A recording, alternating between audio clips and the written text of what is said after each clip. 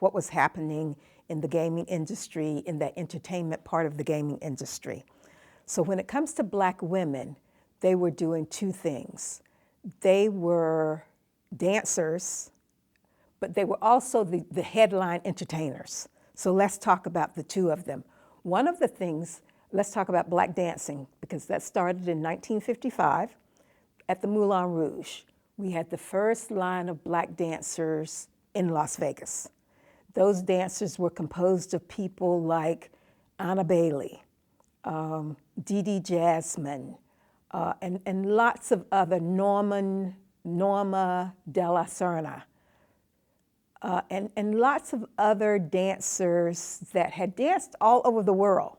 And now they've come to Las Vegas because we have this world-renowned, first integrated casino that can rival any casino on the Las Vegas Strip, and it's located on Bonanza.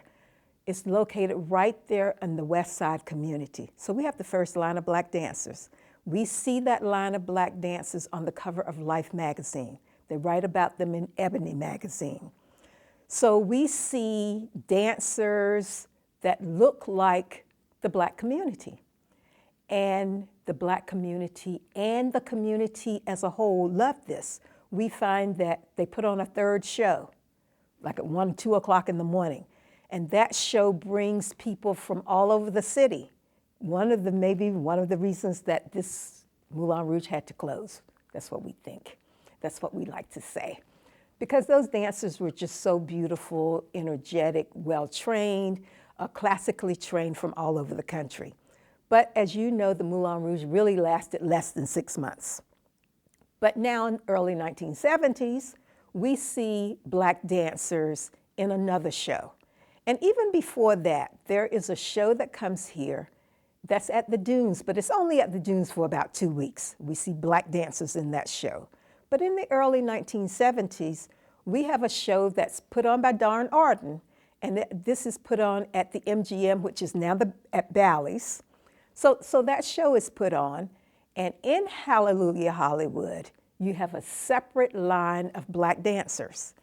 Yes, they're part of Hallelujah Hollywood, but they don't dance in the scenes with the white dancers. They only dance in scenes reserved for the Black dancers. So yes, we have a line of Black dancers on the Strip, but it's sort of semi-integrated, not really totally integrated. But we see that first line of Black dancers on the Las Vegas Strip. Now, beginning back in the 1940s, you began to see Black female entertainers entertain in Las Vegas. You see Lena Horne in 1947 entertaining, 47, 48, entertaining at the Flamingo. Before Bugsy Siegel was assassinated, you see her entertaining there. And the reason we know it was that early is because she had a problem with the band leader, and he had to intercede on her behalf so that the band leader would treat her with the professionalism that she deserved.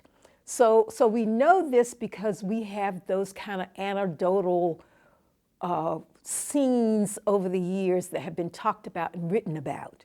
So we have Pearl Bailey, and we know that Pearl Bailey spent time at boarding houses on the West Side when she was here entertaining. She talks about one of those times that she talks to one of the casino owners about she has to have a car because she has to drive back and forth to the West Side. And somehow she gets a convertible, a red convertible, to drive back and forth. So because of those kinds of stories we hear, we know that the history that we're learning about early Las Vegas and the discriminatory treatments were really true, that they could not stay in these casinos, that they had to stay on the West Side. So we see it two ways.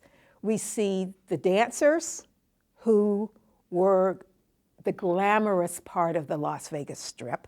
We see the Black dancers becoming a part of that glamour. And then we see the headliners, Dorothy Dandridge. We see that in her autobiography and in the documentary that was done about her life. We know that Lena Horne was here, Pearl Bailey, and over the years, many, many, many other Black entertainers were here.